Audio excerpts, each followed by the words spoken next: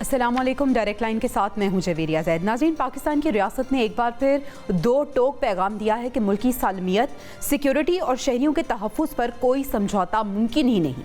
अगर अफगानिस्तान में कार्रवाई करना पड़ी तो ऐलानिया करेंगे। ये इस बात की ठोस दलील है कि पाकिस्तान ना बुज़दिलाना तरीके अपनाता है और ना ही दूसरों की तरह प्रॉक्सी वॉर लड़ता है। ये वही उसूली मौक़िफ़ है जिसने हमेशा पाकिस्तान को खित्ते में ज़िम्मेदार रियासत साबित किया।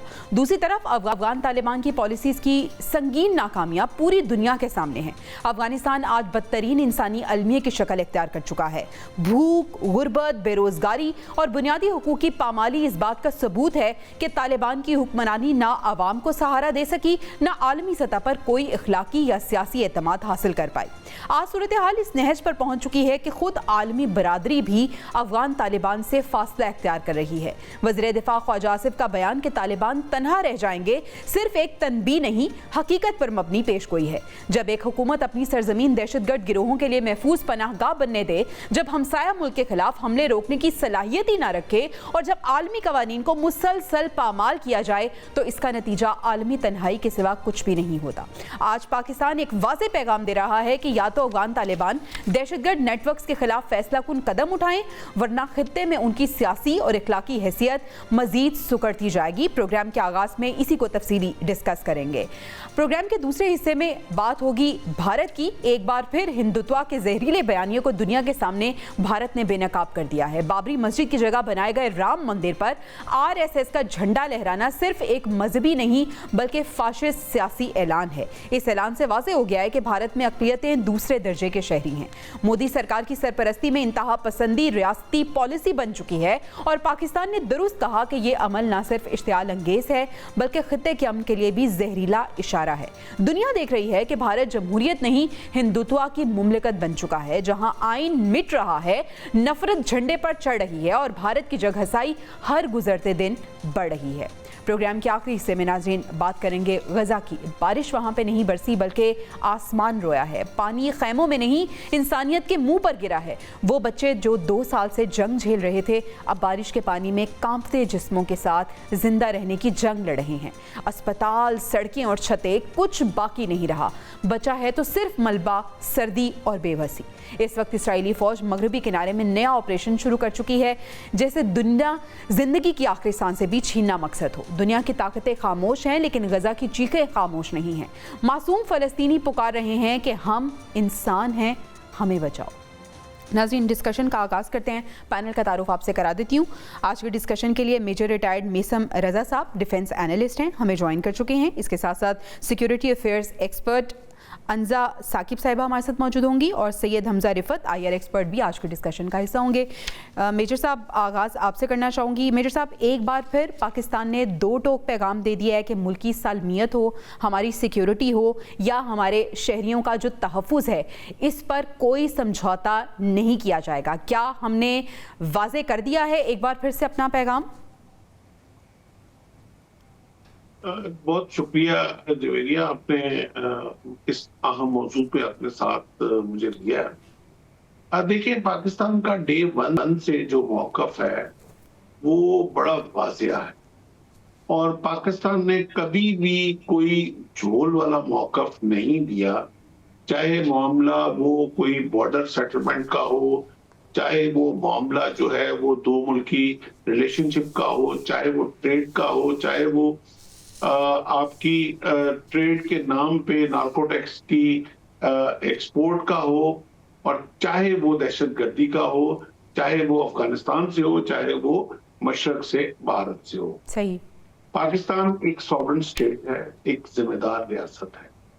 पाकिस्तान के बारे में जिन लोगों ने 25 साल तक एक फॉल्स गुब्बारे में हवा भरी, स्पेशली 9/11 के बाद, कि पाकिस्तान के अंदर टेररिज्म है, पाकिस्तान टेररिज्म को सपोर्ट कर रहा है, पाकिस्तान टेररिज्म को एक्सपोर्ट कर रहा है, पाकिस्तान ने इस मौक़िफ़ को 25 साल डिनाई किया और फाइनली अब पूरी दुनिया इस चीज को मान चुकी हुई है कि पाकिस्तान ही वो स्टेट है जो टेररिज्म से सबसे ज्यादा इफेक्टिव, और जो एक्सेस ऑफ टेररिज्म है वो अब जाके दुनिया को क्लियर हुए हैं कि वो कहां कहां से निकलते हैं।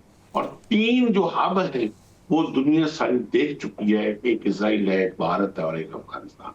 हाँ जी। अफगानिस्तान बेसिकली प्रॉक्सी लड़ रहा है इंडिया की, और इंडिया जो है वो इस वक्त अपने उन अजाइम में जब वो फेल होता हुआ नजर आया कि जो उसने एक एशिया की सुपरमेसी हासिल करनी थी और जो उसने अपने मसल शो करने थे, जो पहले उसने ट्राई किया नेपाल जैसे छोटे गरीब मुल्क पे, भूटान पे, श्रीलंका के साथ 30 साल वो तामिल्स वाली वो गेम खेलता रहा, नाकाम हुआ। बांग्लादेश के ऊपर वो अपनी 30 साला जो मेजर फॉरेन पॉलिसी थी उसकी नाकामी के बाद उसने फैसला किया कि अब आखिरी मौका कि मैं पाकिस्तान के ऊपर अपने मसल शो करूं। और जिस तरह की हजीमत उसको उठानी पड़ी और जिस तरह की उसकी जग हसाई दुनिया ने देखी, उसके बाद अब ये वाज़ेह हो गया है कि अब भारत जो है हमारे साथ फ्रंटल वॉर या कोई मेजर काइनेटिक वॉर के ऊपर नहीं आएगा। तो सेकंड लाइन उसने चूज किया कि वो एक प्रॉक्सी, एक सस्ती जंग, एक चीप जंग और एक घटिया जंग जो उसमें चंद सिक्के दे के अफगानिस्तान को और उस वाली अबूरी हुकूमत को जो खुद इस वक्त जो है वो लाठियों के सहारे बैठी हुई है। 18 मेजर ग्रुप्स हैं जिनके पास पावर होल्डर है अफगानिस्तान के अंदर, और उनके अंदर 18 में से 5 ग्रुप थे जिन्होंने ये मिलकर अबूरी हुकूमत बनाई थी। उन 5 में से 3 जो हैं वो इस अबूरी हुकूमत का साथ छोड़ चुके हुए हैं। सही। सिर्फ इस वक्त 2 ग्रुप हैं और मिनॉरिटी में बैठे हुए हैं। तो अब अगर इस जिम्मेदारी का वो मजीद आगे अगर जारी रखेंगे तो मैं नहीं देखता हूं कि दुनिया जो जिम्मेदार रियासतें हैं जो इस वक्त टेररिज्म के अगेंस्ट काम कर रही हैं वो मजीद इनको 2 से 3 महीने कंटिन्यू करेगी। ठीक है सर, आपका पॉइंट आ गया। अंजा साकिब साहिबा हमारे साथ मौजूद हैं। अंजा साहब, आप किस तरह से देखती हैं जिस तरह से फील्ड मार्शल ने वाजे किया है कि अगर हम अफगानिस्तान में कार्रवाई करेंगे या हमें कार्रवाई करनी पड़ी तो हम एलानिया करेंगे और अब हम अपनी सालमियत पर कोई समझौता नहीं करेंगे, अफगानिस्तान क्या समझेगा इस बात को? एब्सोल्युटली। देखें, अब पाकिस्तान अफगानिस्तान के केस में जो रीसेंट डिप्लोमेटिक एक्सटर्नल पोस्चर है वो भी शिफ्ट हो चुका है। देखें, एक चीज तो जो हमें वाजे दिख रही है कि न्यू दिल्ली ने वापस से री एंगेज कर रहे हैं विद अफगानिस्तान एडमिनिस्ट्रेशन और ये रीजनल फॉल्ट लाइंस दोबारा से पैदा कर रहा है। आपने देखा है कि ना सिर्फ इंडिया की तरफ से आउटरीच हो रही है काबुल के अंदर, मगर ये इसका पूरा जो सिक्योरिटी नेक्सस है वो चेंज हो रहा है। आज आपने कहीं देखी होगी वो भी खबरें आ रही हैं इस तरह की कि वो जी इंडियंस वो कह रहे हैं कि जो हिंदुस्तानी जाके वहाँ पे लैंड हम मुफ्त में दे देंगे, वो आके वहाँ सेटल होएं और इस किस्म की बातें और ऊपर से दीगर मामला चल रहे हैं। तो देखिए इस तरह तो नहीं। देखिए, पाकिस्तान ने हमेशा एक मुखलिस स्टांस रखा है अफगानी ब्रदरहुड की वजह से, इस्लामिक ब्रदरहुड की वजह से, और क्योंकि पाकिस्तान हमेशा एक रीजनल पीस एंड स्टेबिलिटी का सरबराह रहा है इन द रीजन। लेकिन इसका ये कतई मतलब नहीं है कि अपने सॉइल पे हम टेररिज्म क्रिएट होने दें, जो कि जिसकी स्क्रिप्ट लिखी जाए न्यू दिल्ली में और फिल्म की इनैक्टमेंट हो, एक्टर्स जो वहाँ काबुल से उठाए जाएं और ये तो हम कहीं भी किसी भी सूरत हमें अब एक्सेप्ट नहीं करना चाहिए। अब दुनिया कितने चाह रही है या अब और हम कितने शहीदों का खून बहाएं, both civilian and military casualties. यानी हमने अपना पैगाम जो है वो वाज़ेह तौर पर पहुंचा दिया है और यकीन और उम्मीद करते हैं कि ये पैगाम ना सिर्फ सुना जाएगा बल्कि इसको गौर से देखा जाएगा और गौर से इस पर अमल भी किया जाएगा। हमजा साहब, आपसे मैं ये पूछना चाहूंगी कि पाकिस्तान तो हमेशा का जामिन रहा है, पाकिस्तान अभी भी मुज़ाकरात की बात करता है, लेकिन अब Pakistan as a hard state सामने आया और उसने कहा है कि हम अपनी सॉवरेनिटी पे कोई समझौता नहीं करेंगे। सर, सवाल यहाँ पे ये है कि तालिबान हुकूमत अब भी कंफ्यूजन का शिकार है, क्या इनकी कंफ्यूजन खत्म होती हुई नजर आ रही है?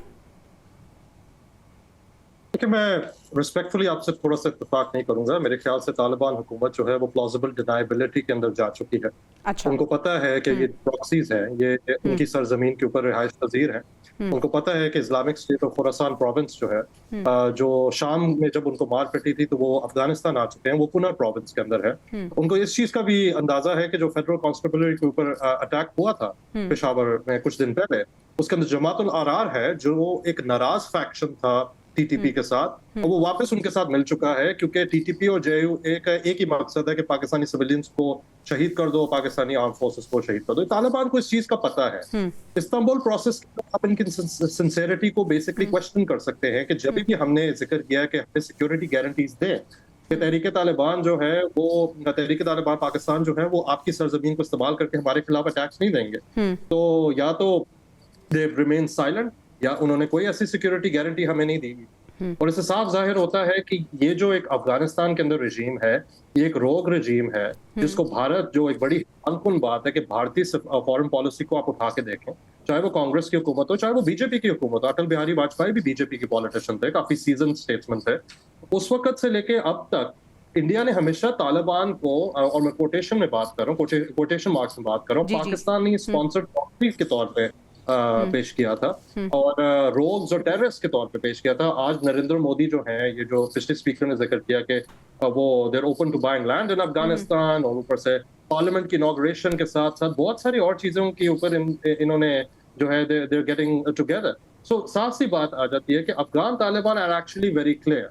वो लेजिटिमेसी भी चाहते हैं, पाकिस्तान को डिस्टेबलाइज करना भी चाहते हैं, और चाहते हैं कि, और उनके लिए सबसे बड़ा जैकपॉट ये था जब व्लादिमीर पुतिन ने, रशिया ने अभी हाल ही में जो है काबुल को रिकॉग्नाइज किया है, तो वो चाहते हैं कि और रीजनल प्लेयर्स रिकॉग्नाइज करें और पाकिस्तान को रोग रजीम के तौर पे तस्लीम किया जाए। ये हो नहीं सकता क्योंकि हमारे जो गारंटर्स हैं, चाहे वो कतर है, चाहे वो तुर्किया है, चाहे वो C5 स्टेट्स है सेंट्रल एशिया के, चाइना है, रशिया है, उनको भी पता है कि सबसे ज्यादा इस वक्त जो दहशतगर्दी से मुतासर है वो पाकिस्तान है, अफगानिस्तान नहीं। ठीक है मेजर साहब, जिस तरह से हमजा साहब बात कर रहे थे कि तालिबान बड़े क्लियर हैं, बड़े वाजे हैं अपने मौक़िफ़ को लेकर और जो उनकी प्लानिंग है उसको लेकर, लेकिन फिर भी हमने ये देखा है कि तालिबान की जो हुक्मरानी है या हुकूमत है ना, ये अवाम को सहारा दे सकी है। अगर हम बात करें आलमी सतह की या हम अखलाकियात की बात करें तो उसमें भी बुरी तरह से नाकाम हुए हैं। अफ़गानी अवाम जिस हालत में इस वक्त है, इसका फिर कौन कसूरवार है?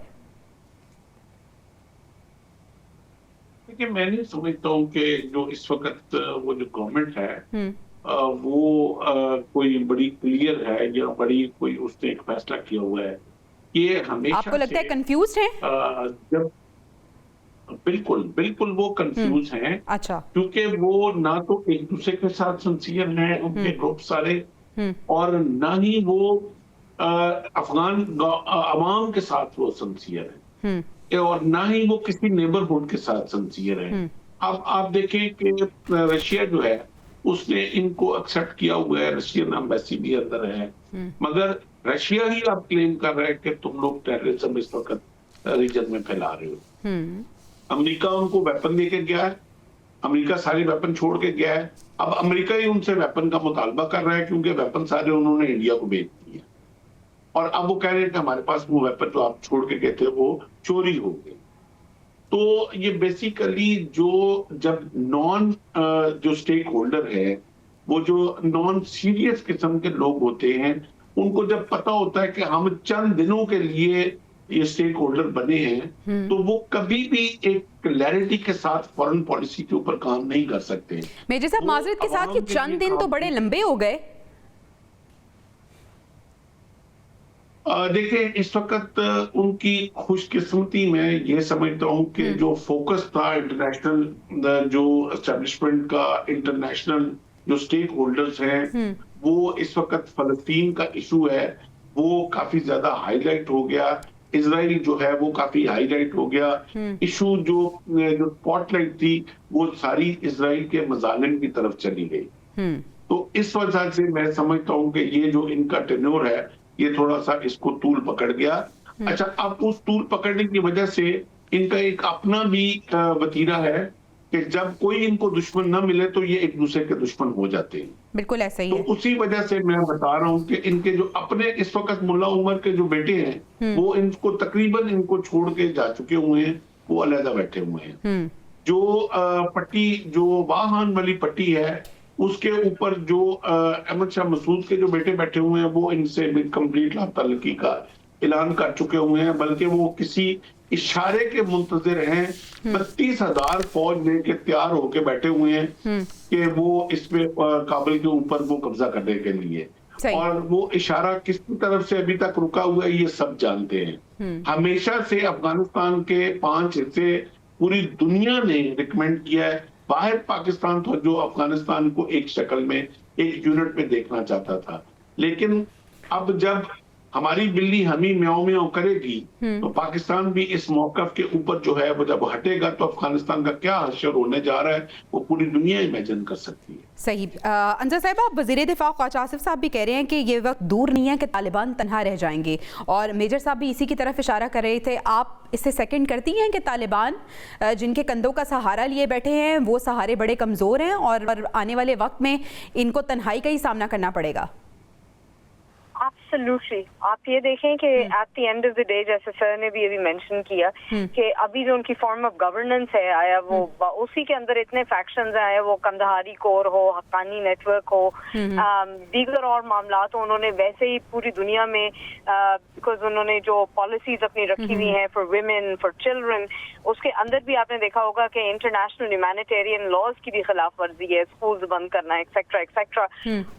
उसके अलावा जो ये ऑब्वियसली अब टेरर नेटवर्क्स पूरी दुनिया में प्रोवन है, हमने अभी देखा टर्की के अंदर भी, कतार भी, वो सारे अब हमारे जो फैक्ट्स एंड फिगर्स हमने रखे थे सामने उनको तस्लीम करता है। उसके अलावा देखिए शॉर्ट टर्म पॉलिसीज की अगर मैं बात करूं तो वो पाकिस्तान हो या वहाँ पे ऑब्वियसली हम एक certain kinetic measures in terms of intelligence based operations वो तो ले ही रहे हैं। देखें लेकिन हमारा मसला अफगानी सिविलियन से कभी भी नहीं था। दी अफगान्स आर आवर ब्रदर्स, लेकिन जो मसला है ना वो जी तालिबान टाइप के जो इस तरह के जो वो उनके जो सपोर्ट है कलादन तंजीमों को या इस तरह की जो ऑर्गेनाइजेशंस हैं उससे है। तो अगर मीडियम टर्म में देखें तो अब ये जो है ना सिर्फ बात जी इंटेलिजेंस बेस्ड ऑपरेशंस की नहीं रहेगी, बल्कि बात वहां तक भी पहुंचेगी जहां Afghan transit, trade, border fencing, इन चीजों पे भी सख्तियां होने लगेंगी। ऑब्वियसली वो एक इकोनॉमिक आइसोलेशन होगी।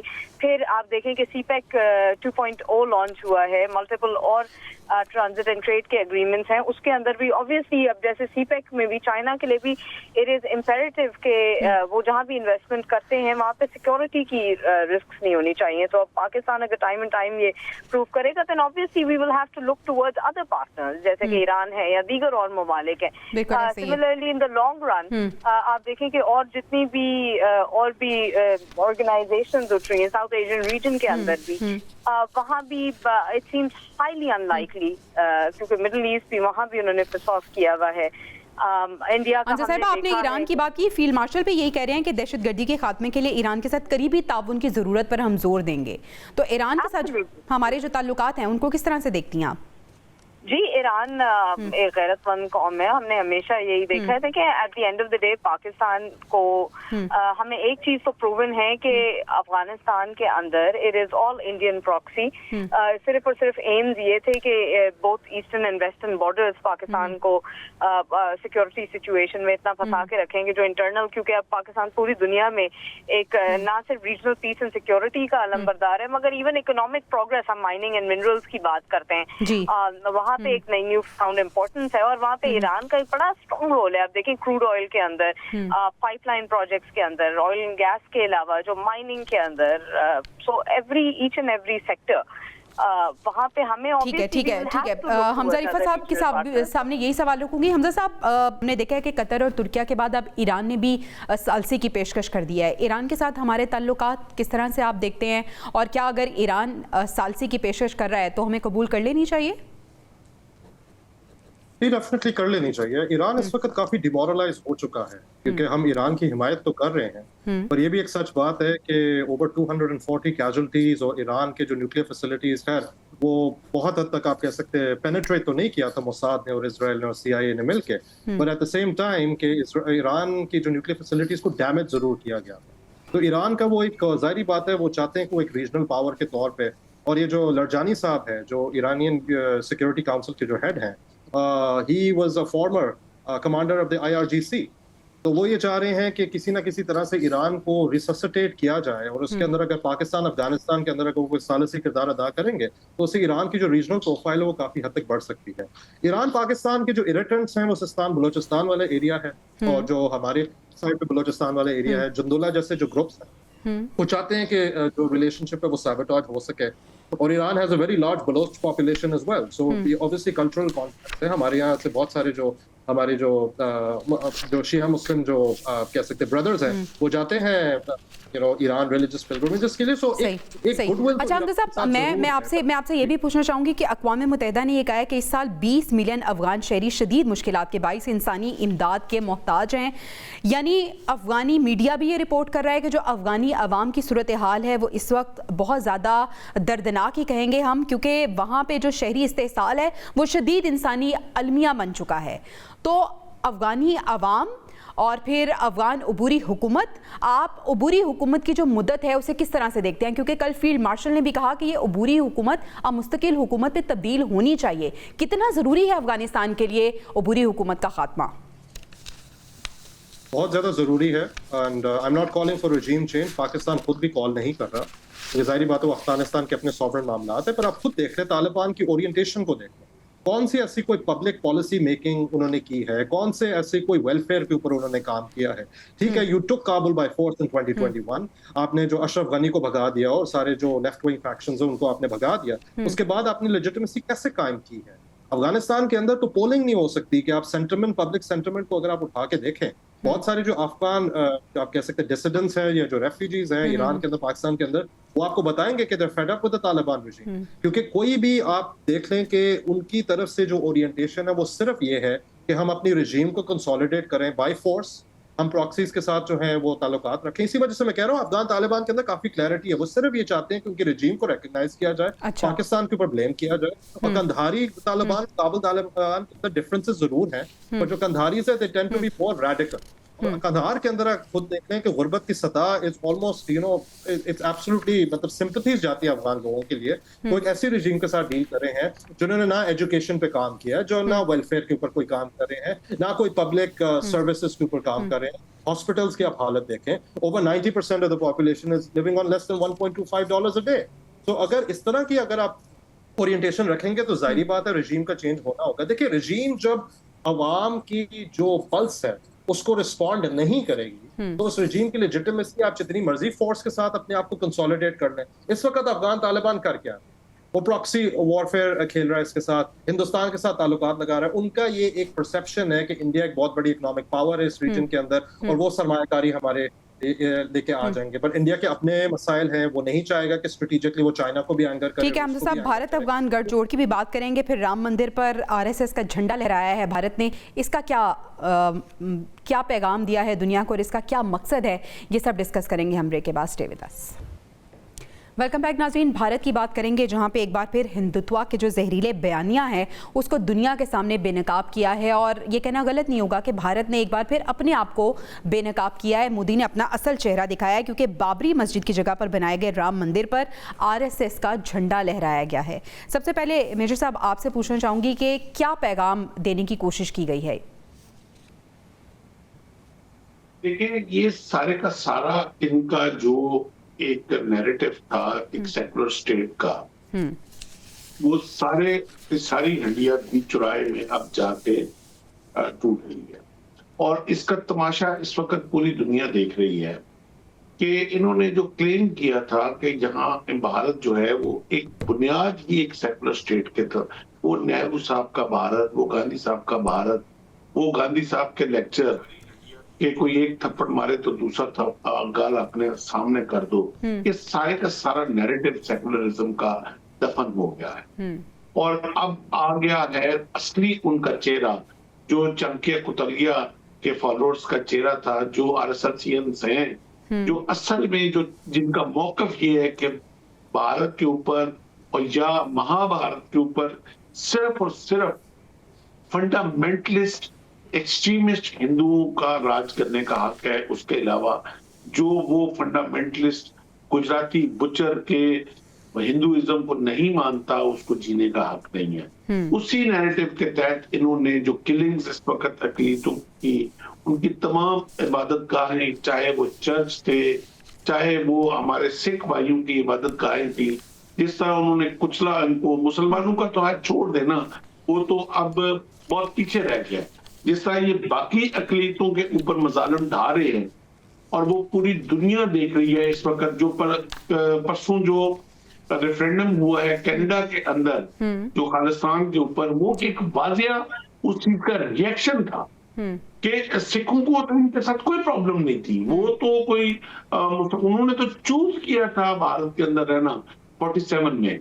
लेकिन आज अगर एक एक सिख के घर के अंदर एक एक दो दो जो मकतूल हैं वो उनके जनाजे पड़े हुए हैं और हर घर के अंदर एक स्टोरी है मजालिम की, तो दैट स्पीक्स कि न सिर्फ मुसलमान, न सिर्फ बाबरी मस्जिद, बल्कि तमाम इबादत गाहें और तमाम अक़लीतें जो है भारत में इस वक्त वो गैर महफूज हैं और तमाम को जो है वो गाँव मूत्र पीने के ऊपर मजबूर किया जा रहा है कि आज जब वो इस नैरेटिव के ऊपर आ जाओगे तो आप you are comfortable and you are secure in India, otherwise ना आपकी इज्जतें महफूज हैं। जिस तरह स्पेशल स्टेटस कश्मीर का छीना गया, जिस तरह इस वक्त कश्मीर के अंदर मजालिम हो रहे हैं, बिल्कुल ऐसे ही जिस है। तरह वहां हिंदुत्व इम्पोज किया जा रहा है, वो आपके सामने है सब। अक़वाम मुत्तहिदा की रिपोर्ट भी ये बता रही है कि कश्मीर में जबरी गुमशुदगियां और गिरफ्तारियों का सिलसिला जो है वो बढ़ता जा रहा है। हमजा साहिबा, बात हम इससे पहले जो कर रहे थे उसी को कंटिन्यू करेंगे कि भारतीय रियासत में अगर हम अक़लियतों की बात करें,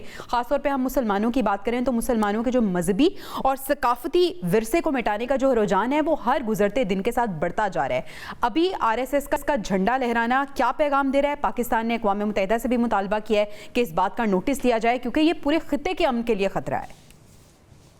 जी एब्सोल्युटली, देखिए मैं इस चीज को जरूर ये कहूंगी, अभी हम जिस इरा में रह रहे हैं ना, ये 5th generation modern hybrid warfare का जमाना है। यहाँ पे आप देखें इंफॉर्मेशन और डिस इंफॉर्मेशन फैलाने में तो भारत सबसे आगे रहा है। ये वही सेम इजरायली ब्लूप्रिंट एजेंडा है, ये वही एजेंडा है जैसे हिटलर ने नाज़ी जर्मनी में किया था, अस वर्सेस देम वाली अप्रोच। ये आज झंडा ये जो आज इन्होंने लहराया है कोई छोटी बात नहीं है जी, दिस इज समथिंग जो कि हमने अक़वाम मुत्तहिदा को भी कहा है। देखिए इस तरह की स्टेट लेड सेरेमनी अगर अयोध्या में होती है ना, ये सिर्फ एक रिलीजियस रिचुअल नहीं है, ये बड़े ज्यादा जो कम्युनल वायलेंस किया गया है, जुडिशियल कंट्रोवर्सीज हैं, उसकी मेमोरीज को आप दोबारा रिवाइव कर रहे हैं। और ये सिंबॉलिक एक्ट्स जो हैं ये हाईली चार्ज्ड हैं डोमेस्टिकली और रीजनली। देखिए बीजेपी और जो ब्रॉडर उनका संघ इको सिस्टम है उसके तहत ही अयोध्या की मूवमेंट एक लॉन्ग शॉट जो है ना सिविलाइजेशन और पॉलिटिकल विक्ट्री, तो वो इसको मानते हैं कि ये PM की जो RSS की इन्वॉल्वमेंट थी। लेकिन ये एक हिंदू मुस्लिम जो कंट्रोवर्सी है उसको आगे बढ़ाना इलेक्टोरल साइकिल से पहले, अच्छा अगेन ये राम राज्य और ये नेशनल प्राइड का मामला इसको बनाना है। ये सर ने जिस तरह बनाया कि वो जो इनक्रेडिबल इंडिया वाला जो एक इन्होंने नैरेटिव बनाया हुआ था ना जी दुनिया के आगे, वो बिल्कुल टूट चुका है। Eight the end of the day वहाँ पे आप कभी भी देखें पाकिस्तान ने अपनी अक़लियतों को हमेशा सराहा है। आप ये देखें कि यहाँ पे हम लोग जिस तरह अपने जितने भी माइनॉरिटीज हैं उनको सेलिब्रेट करते हैं, ये जब से देखें अब पूरी दुनिया के आगे एक्सपोज हो गए। आया वो कनाडा में जिस तरह बात की गई खालिस्तान मूवमेंट की, आप इवन देख लें उठा के कि कौन सा जी बॉलीवुड में कौन सा खान सेफ है, कौन सा मुसलमान सेफ है। बिल्कुल ऐसा ही है। रोजाना लॉरेंस बिश्नोई की तरफ से छोटे छोटे कोई एक रिडिकुलस केसेस के अंदर फंसाया जाता है। शाहरुख खान अगर उम्रे के लिए चला जाता है तो वहाँ पे एक मामला है, तो वहाँ तो जी रिच एंड फेमस सेफ नहीं है। तो हमें क्या लगता है कि जो बुचर ऑफ गुजरात है इसने क्या किसी भी एक मुसलमान को सेफ रखा होगा? बिल्कुल भी सेफ नहीं है। आप यहाँ पे देखें कि जब इवन पोस्ट पहलगाम इनकी जो जुल्म था, ये मोदी जो एक वॉर क्रिमिनल है उसने यहाँ पे सिर्फ निहत्थे औरतों और बच्चों पे अटैक नहीं किया था, बल्कि इवन सिख इबादत गाहें आप ये देखें गुरुद्वारों पे अटैक बिल्कुल ऐसा ही है।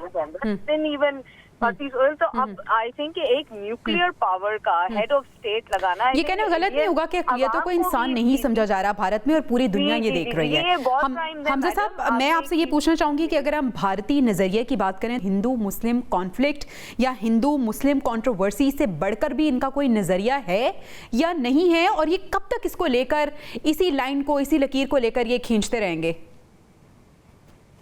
देखिए कोई नजरिया नहीं है, साफ जवाब इस चीज का है। और हिंदूज के अंदर भी जो दलित्स हैं, जो लो कास्ट हिंदूज हैं, उनको तो इंसान ही नहीं समझा जाता भारत के अंदर। आप कोई भी देख लें, बॉलीवुड को देख लें, इंडियन क्रिकेट टीम को देख लें, कितने दलित्स खेल रहे हैं, कितने साउथ से हैं, मतलब आपको नजर आता है कि हिंदू ब्राह्मण सुप्रीमेसी है। और ये जो अयोध्या के अंदर ये जो राम मंदिर बनाया गया है, इसके ऊपर सबसे बड़ी कंट्रोवर्सी, अगर हम रिलीजियस डिबेट को हटा भी दें, it's a violation of the Indian constitution. क्योंकि इंडियन कॉन्स्टिट्यूशन ये कहता है कि जो आर्कियोलॉजिकल सर्वे ऑफ इंडिया है, जो ASI है, वो जो है, जो इबादत गाहें बन चुकी हैं, चाहे वो मंदिर के ऊपर मस्जिद बने, चले मान लेते हैं हिंदुओं के नैरेटिव को, इंडियन नैरेटिव को, कि मंदिर के ऊपर मस्जिद के ऊपर मंदिर अगर बनी भी है, आप उसको रिवर्स नहीं कर सकते। तो अगर आप रिवर्स नहीं कर सकते, तो ये जो डिजिटल आप कह सकते हैं मर्डर है, उसके अंदर इंडियन सुप्रीम कोर्ट ने भी किस्सा दिया है, जहां पे उन्होंने एक छोटा सा लैंड एलोकेट किया था कि आप मस्जिद बनाए। वो मस्जिद अभी तक बनी भी नहीं है by the way, Sunni Waqf board को, और जो मेजॉरिटी लैंड है वो अयोध्या को वो कहेंगे कि it's the birth place of Ram. That is the narrative and that is the kind of, you could say, आप कह सकते हैं ideological display by the BJP government और RSS। और नरेंद्र मोदी की अगर हम बात करें, वैसे तो RSS का जो काडरा है वो सारे के सारे जाते बीजेपी के अंदर है। Narendra Modi is the architect of the Gujarat rights.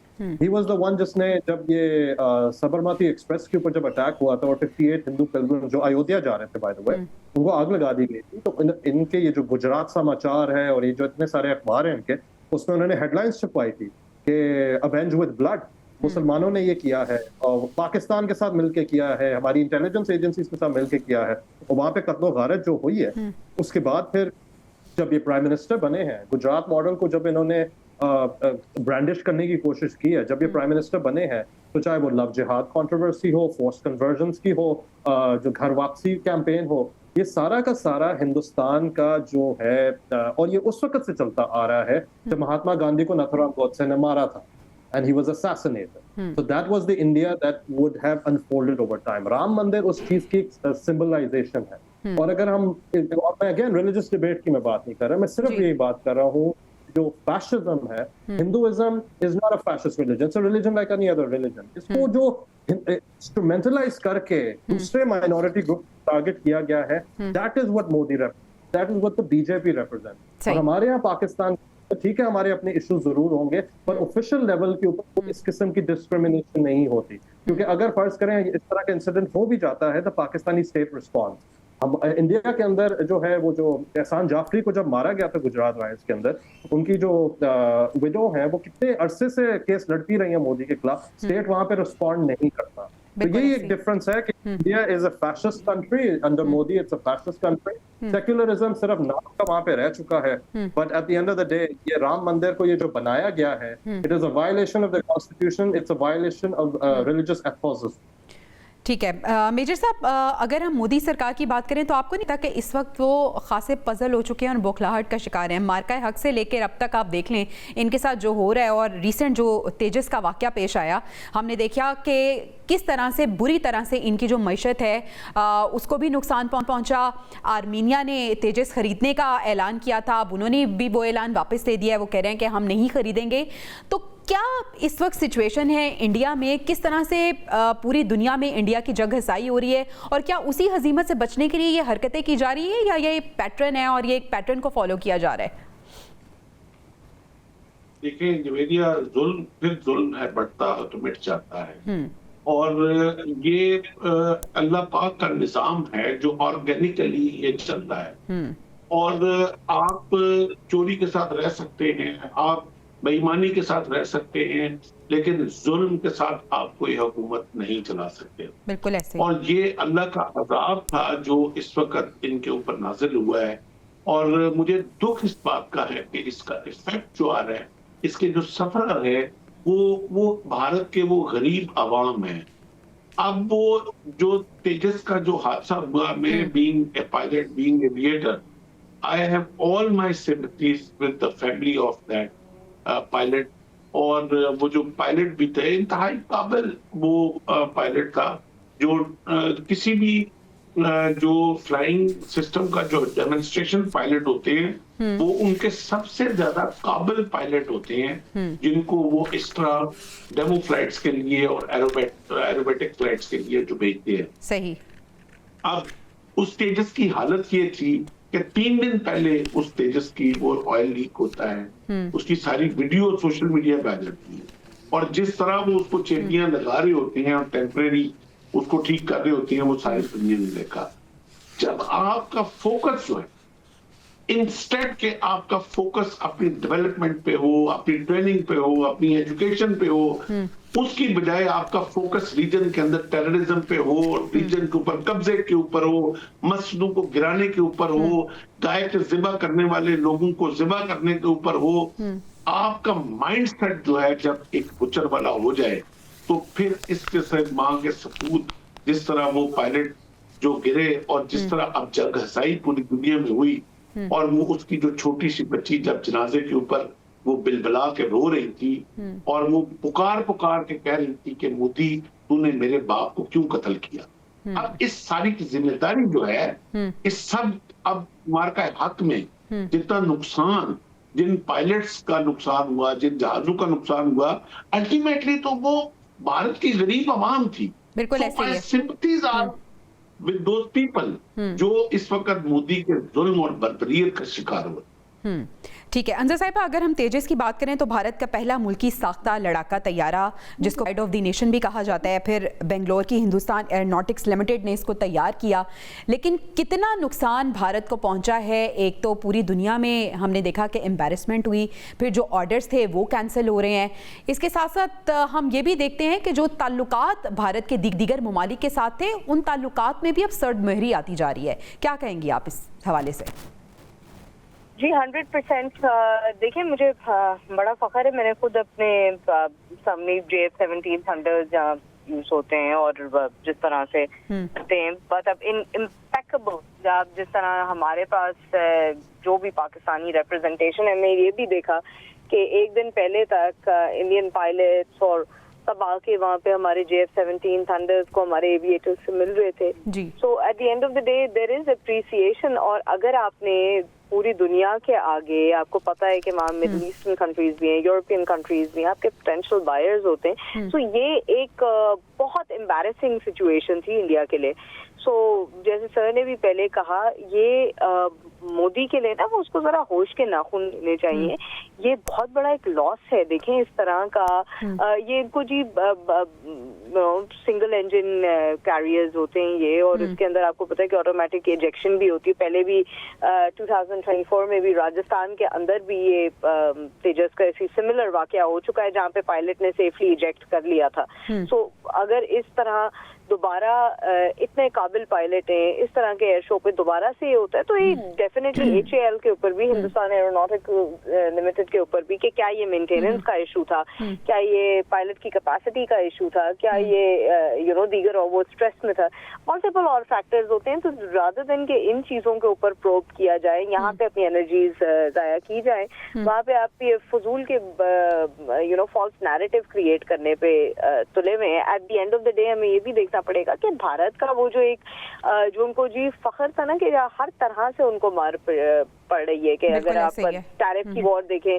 America के साथ, वहाँ पे हो रहा है, मिडिल ईस्ट के अंदर भी उनको कोई खास रिस्पांस नहीं आ रहा, उसके ऊपर ऑब्वियसली इकोनॉमिकली भी बहुत ज्यादा एक चीजें स्ट्रिंजेंट हो रही हैं। तो आप देखिए कि चाइना से लेके, कनाडा से लेके, श्रीलंका, बांग्लादेश, हर जगह तो आपने देखे भारत ने दहशत ही फैलाई हुई है ना। So at the end of the day हमें जो थोड़ी सी रियलाइजेशन करनी पड़ेगी वो ये करनी पड़ेगी कि मामला अब सिर्फ एक तेजस एयरक्राफ्ट के गिरने का नहीं था, मामला ये भी है कि eight the end of the day आप देखें कि इंडियन जो जितनी एजेंसीज हैं और वहाँ से कितना ज्यादा बैकलैश आया है। आप उस जब एक एविएटर होता है, एक पायलट होता है, उसने अपनी कितनी कुर्बानियां दी होती हैं, उसने, उसकी वाइफ ने, उसकी फैमिली ने, आप बजाय उन चीजों को सराहने के, देखिए इंसानी जान का नुकसान हर जगह होता है। आप बिल्कुल दुरुस्त फरमा रही हैं। अच्छा हमजा साहब, मैं आपसे पूछना चाहूंगी कि हम बात करें अगर भारत और इसराइल के ताल्लुकात की, तो ये भी खबर आ रही है कि नेतन्याहू ने दौरा करना था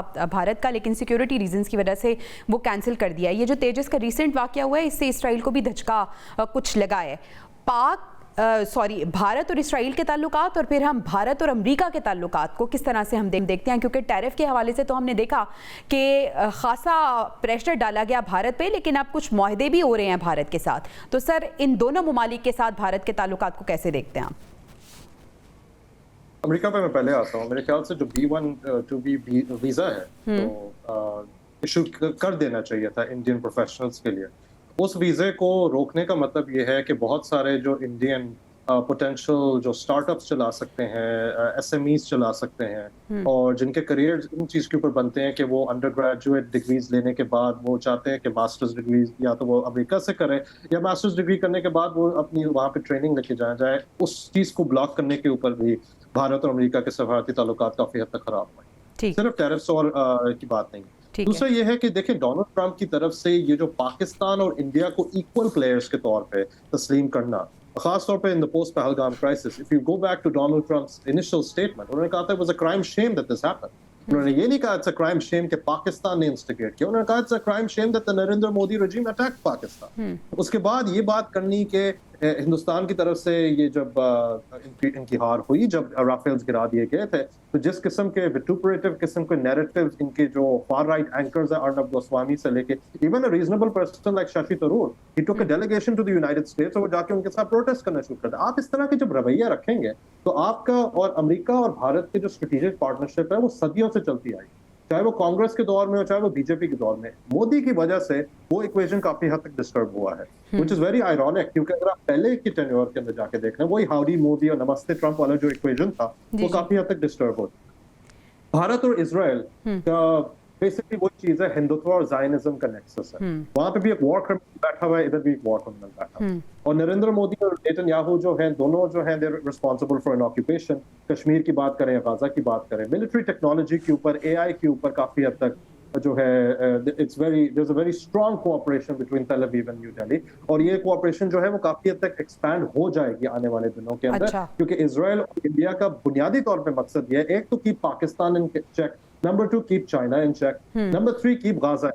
तो इन तीनों चीजों के ऊपर अगर आप देख लें, और कोई भी मुसलमान हिंदुस्तान का आवाज उठाता है गाजा के लिए तो उनको एंटी नेशनल डिक्लेयर कर दिया जाता है भारत के अंदर। ये भी एक जो है एक एस्पेक्ट को हमें देखना चाहिए। और इजराइल का जो रिलेशनशिप है वो बहुत ज्यादा स्ट्रांग हो चुका है। You have to far right leaders who are leading their countries. वो चाहते हैं कि टेक्नोलॉजिकली मिलिट्री इंडस्ट्रियल कॉम्प्लेक्स जो है, क्योंकि भारत इस चीज को टाउट करता है कि हमारा डिफेंस बजट बहुत ज्यादा है और हमने बहुत ज्यादा इन्वेस्टमेंट्स वगैरह किए हुए हैं। और अभी भी आप देखते हैं हैरब ड्रोन जो है, हैरब ड्रोन जो उन्होंने पाकिस्तान के खिलाफ बुज़दिलाना तौर के ऊपर उन्होंने जब इस्तेमाल किया, Harop drones are basically Israeli technology. हमारे तो फाइटर्स थे एंड एवरीथिंग। तो इससे आपको साफ पता चल जाता है कि इंडिया और इजराइल है, दोनों रोग रेजीम्स हैं, दोनों जो है इंस्टेबिलिटी में बिलीव करते हैं और दोनों पीस में बिलीव नहीं करते। वो ऑक्यूपेशन को इंट्रेंच करने की बात करते हैं और मुसलमानों की कत्लो गारत के ऊपर वो बिलीव करते हैं, because Zionism and Hindutva similar ideology.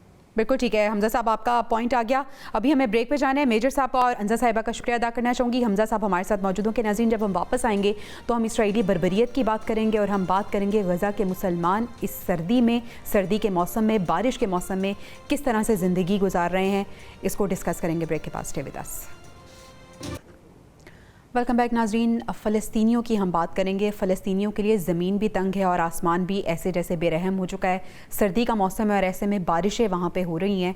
बारिशों के साथ साथ जो गोलाबारी का सिलसिला है और हम देख रहे हैं बमबारी का सिलसिला है अवाम पर, वो भी जारी है। हमजा साहब, अवाम की मुश्किलात आखिर कब ख़त्म होंगी?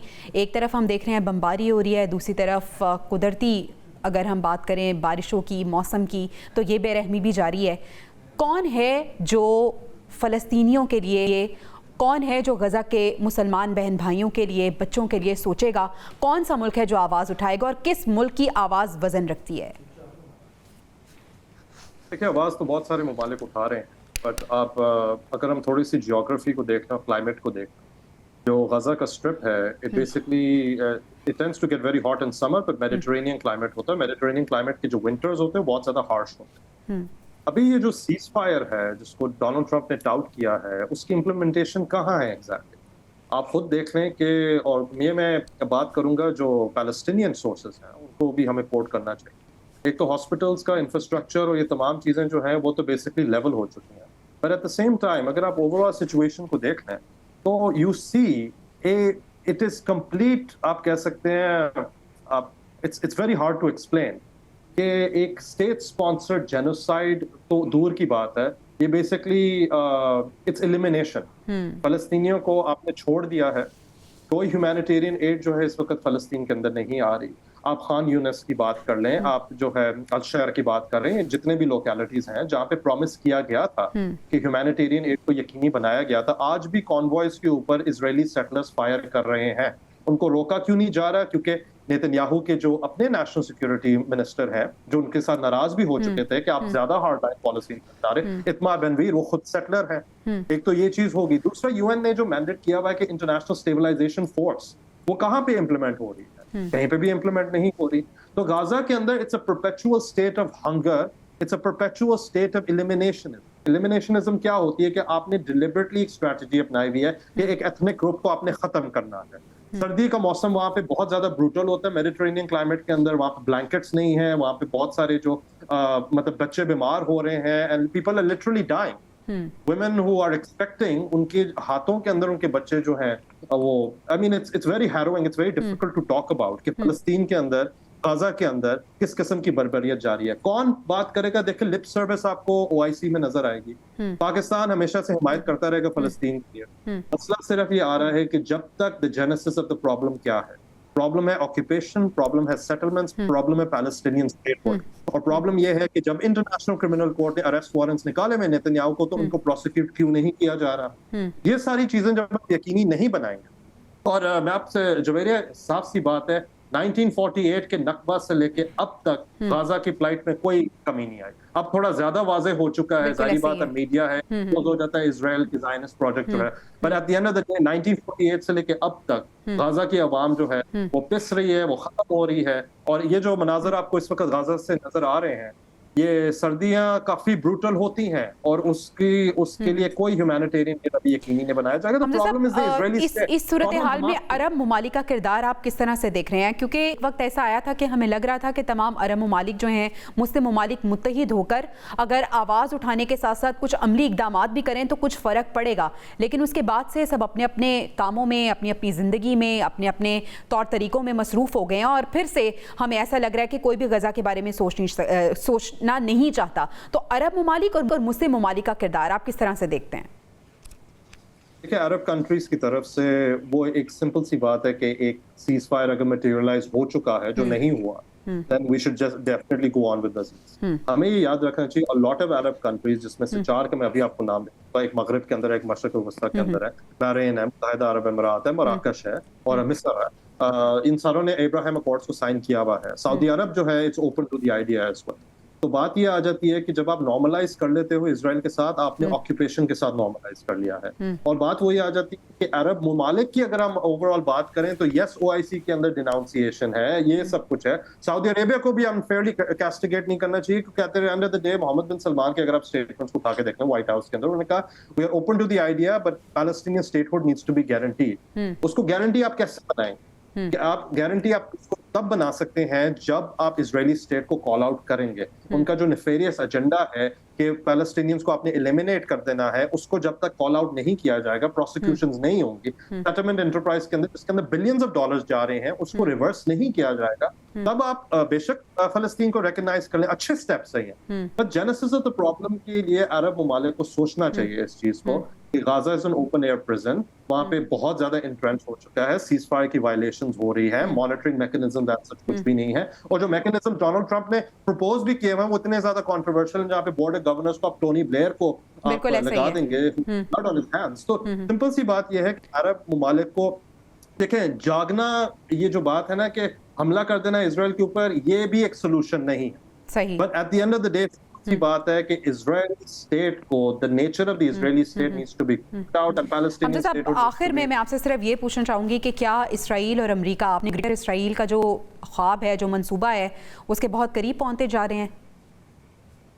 काफी हद तक अब्राहम अकॉर्ड्स का, डोनाल्ड ट्रंप का, और डोनाल्ड ट्रंप का भी नहीं है, जैरेड कश्नर का प्लान है ये कि फलस्तीन को जो है, गाजा को आप एक रिजॉर्ट टाउन की तौर पर, बड़ी मतलब अहमकाना किस्म की बातें कि रिजॉर्ट टाउन के तौर पे आप बना दें, आप उधर जो है बहुत सारे बिलियंस ऑफ डॉलर्स दे दें, ह्यूमैनिटेरियन एड दे दें, स्कूल्स वगैरह बना दें, और इजराइल को आप रिकॉग्नाइज कर दें। सिंपल सी बात है, ऑक्यूपेशन तो वैसे की वैसे ही है, और इजराइल के साथ का क्या मतलब है कि उनकी जो सेटलमेंट एंटरप्राइज के अंदर बिजनेसेस हैं उसके साथ आपके तजारती ताल्लुकात होंगे और वो चाहते हैं कि सऊदी अरब के साथ मतलब जो है इब्राहिम अकॉर्ड्स साइन किया जाए। पाकिस्तान के ऊपर भी प्रेशर था हुकूमत के दौर में कि इब्राहिम अकॉर्ड्स को साइन कर दिया जाए, क्योंकि वो यही चाहते हैं कि ग्रेटर इजराइल का प्रोजेक्ट क्या है, फ्रेंडली रेजीम्स है। ये नहीं है कि एक इजरायली स्टेट जो है वो काजाकिस्तान तक बन जाए। बाय द वे काजाकिस्तान ने अभी रिकॉग्नाइज किया इजराइल को, इब्राहिम अकॉर्ड्स उन्होंने साइन, बिल्कुल ऐसे तो ही है। वो सिर्फ चाहते हैं फ्रेंडली रेजीम्स हो, ऑक्यूपेशन की बात ना हो, खत्म कर दें पैलेस्टीनियन कॉज को। ये डोनाल्ड ट्रंप, नेतन्याहू का और कुछ हद तक नरेंद्र मोदी का यही इनका जो है सारा एजेंडा है और ग्रेटर इसी पर ये काम करें और बहुत हद तक अपना जो मंसूबा है उसके करीब भी पहुंचते हुए नजर आ रहे हैं। बहुत शुक्रिया सैयद हमजा रिफत साहब, IR एक्सपर्ट हमारे साथ मौजूद थे। नाजरीन, प्रोग्राम से इजाजत दीजिए, इंशाल्लाह आपसे कल मुलाकात होगी। अल्लाह निगहबान।